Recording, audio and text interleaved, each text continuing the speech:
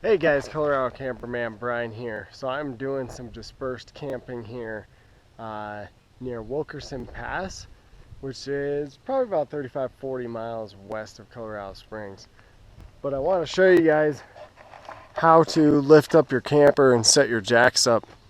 Because it doesn't look like it, but there's no way that I can crank my front jack up here and get the camper level. So I'm going to show you guys how I am going to get things set up and what you should consider bringing if you're doing dispersed camping out in the wilderness.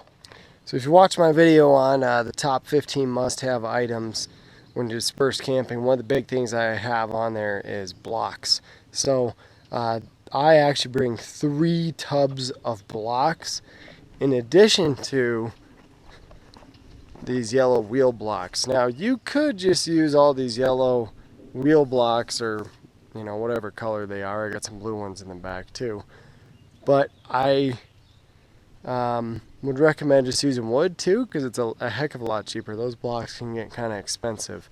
If you do use the blocks, make sure you buy the exact same set, because these yellow ones will not go over these blue ones. So that's one thing to definitely keep in mind, and that's very important if you are going to use these blocks for anything, even just your wheels.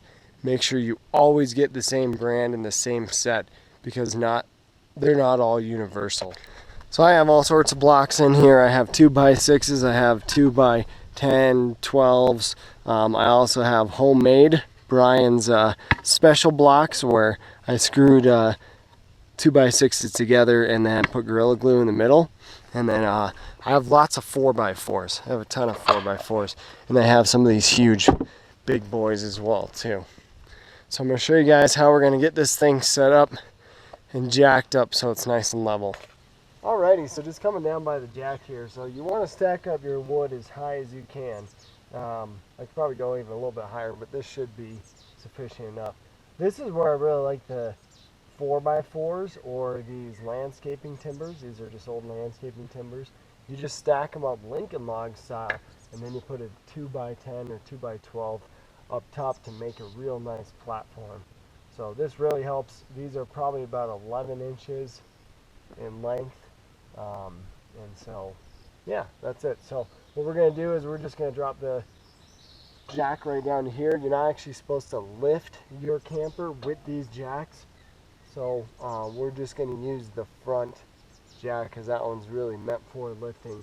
These are really just meant for stabilizing, and that's it. So we're going to go ahead and get it lowered on our drill here.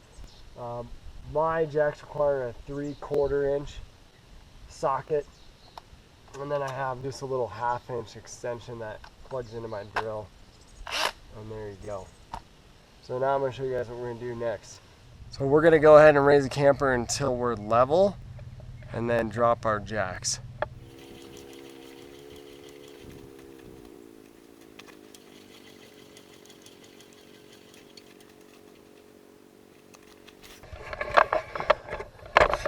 So this is where we are level.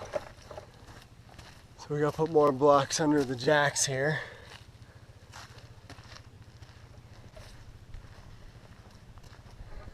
Right now, the camper is level.